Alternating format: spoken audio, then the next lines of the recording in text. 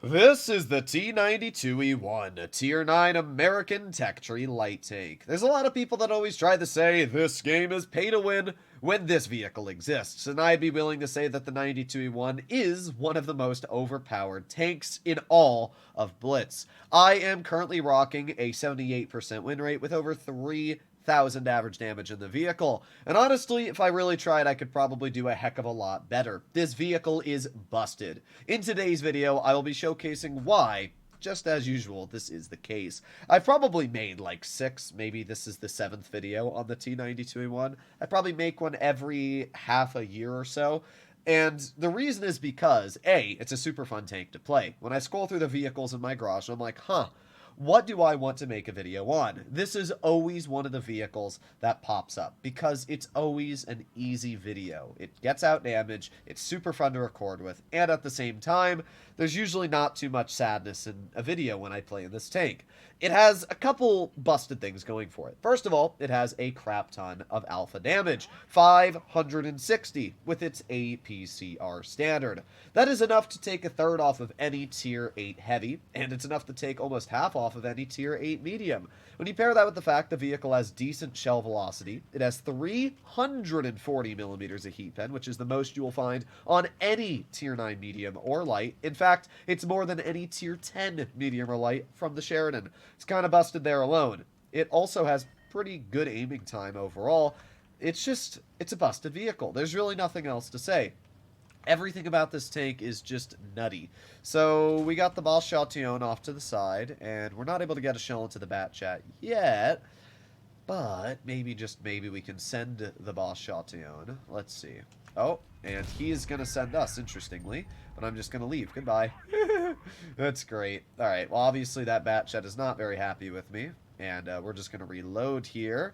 Let's see what we can do. Well, he misses the first shot. We're just going to chill right here. We're going to aim in. There you go. Second shell. He missed the second shot. That is a very Skillbo Baggins player right there, ladies and gentlemen. We can see a T-28 Defender off to our side, and the Scorpion G right in front. Alright, well, let's reload really quick. Let's finish off the bat chat, and then we can finish off the Defender in a moment. We have 12 seconds left on our reload. Trying to see which way he's facing. We can see his turret through the little crack there, so we're going to get behind him just ever so slightly, and he doesn't even see it coming. Bruh. This is why you need to have situational awareness, ladies and gentlemen. If you can't see a T92E1 on your rear, then, nothing's going to save you at that point. But, yeah, he's dead, so all that's left is a T-2065, a K-91, and a 50 TP. The T-92E1 does very well when you are given the opportunity to draw out a battle and farm over a period of time. Unfortunately, that was not the case for this game, but we still did pretty good. We got 2 HEs and killed a full health bat chat, allowing us to deal 2,800 damage, plus a 122 damage ram into that T-2065, and we had a fire on the bat chat, so we still did over 3,000 damage. It's a great example of how damage per minute, once again, is not the end-all be-all of capabilities in battle. 3122, which I'm quite confident should be top on the team. Yes, it is, by quite a bit. So, yeah, this vehicle might feature some of the worst DPM in all of Tier 9 at 1,900. But again, a battle lasts 7 minutes, and if you're shooting for 7 minutes in a game, that means you have the potential of 14,000 damage. Nobody has ever done 14,000 damage in World of Tanks Blitz. So, the fact that you have enough damage to get out more than you've ever dealt ever in the history of Blitz, again, DPM, yes, it is an important thing, but with a vehicle that has mobility, great camouflage, fantastic gun depression, pen, and even decent accuracy for the gun it features, you don't really need damage per minute. You take a quick shot, you drive into cover. If you're able to deal damage to your opponents without bleeding health personally, that is a much better circumstance than having a high DPM dealing more damage to your opponents but bleeding health in return. If you're able to shoot people and never lose health, that's literally just a 100% trait for no downside. So, the only real problem with a vehicle like this is when your team dies within the first minute of the battle, because obviously you don't have enough damage per minute to make a difference in the game that quickly. That is where a vehicle like the 92E1 will definitely fall apart. But thankfully, with so much alpha damage, you can delay a side of the map very easily. People don't want to push when an unspotted light that can chunk their health off is somewhere on that side of the map. So in this battle, we are up against two mediums, WZ-132-1 and a AMX-30 Proto. So we are going to chill in this bush right here. It's a very good spot to detect people crossing at this alleyway, and it's good because we can spot people up here. Now, I don't know exactly how much view range this vehicle has after the change, but as we can see, it's plenty. We're going to aim it on the side of the AMX, 574 damage shot. We're going to put on our adrenaline. We obviously are going to get assistance damage for spotting that AMX, as we did, and I would expect our team to finish off that player. Let me spot him real quick again. There you go. Well, we got the Yag off to the back. Let's see if that Yag turns sideways. And he does. Not able to pen an AP, but that's fine. We got 340 mils of heat pen for a reason. We slap it right into the side of the Yag Panzer. We are giving our team a huge amount of assistance damage, already 1,200. If you don't know, assistance damage counts the exact same as damage dealt, which is actually really good in my opinion. Because look at this. We are spotting all of these vehicles in the back of the map. We should get assistance damage for keeping these players spotted. We've detected the T95E6. As long as we don't shoot, we won't be spotted ourselves. So that's one of the advantages of obviously being in a light tank. Again, just a great example of why having camo values is so important. We spot the WZ, get another shell into the side of the Yag Panzer. Just like that, we are now up to 2,000 damage dealt.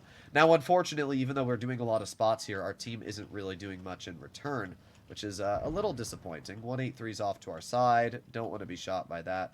So we're going to have to chill right here for now. Let's just sit in this spot. Let's back up. Maybe we can get a shell into the Object 452. Nope, doesn't look like that's the case. Alright, well, let's try and bail out a little bit if we can. Let's head over here. Actually, we got the Yag showing me his entire hull.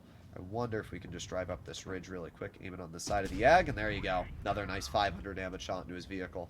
Alright, now we're going to back up because it looks like that 452 is going to push up. He does, but because of the positioning our team is in, we should be fine right now. Let's aim in a shell on the FE2 and 5B 183, especially because our 183 misses.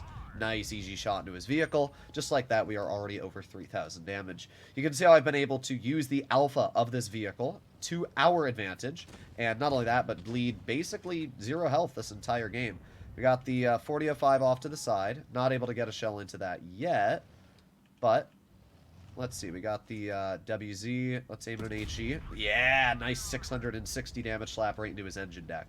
Well, we got the E6 off to our side. I don't want to bleed any health to that, so we're going to go low. We are down on base cap, which is a pretty big problem right now. We are going to have to see what we can do about that. Let's see. We got the 4005 off to the side. Oh, that 4005 just got crappered on. All right, well, let's see. 4005, keep going, bro. Come on, keep going. Nice. There you go. Nice 680 damage shot into his vehicle. That was very important. But unfortunately, looks like it might just not matter. Let's ram the WZ, just like so. And then let's hope, come on, 183, kill him. Bro, there's no way. Oh, my rat. There's no way that he just missed that. Wow, that's incredible. Well, unfortunately, doesn't matter how skilled of a player you are. When you get a team like this, you just lose on base cap. Really, really unfortunate. Alright, yeah, wow. That's one of the most disappointing results I've had in a very long time. Let's get a shell into this 452 before we lose. I mean, we were going to lose on base cap either way, so it wouldn't have mattered. 5,500 damage dealt, and our team lost that. We could have easily dealt way more. I mean, we could have dealt probably 7,000 damage, 8,000 damage that game.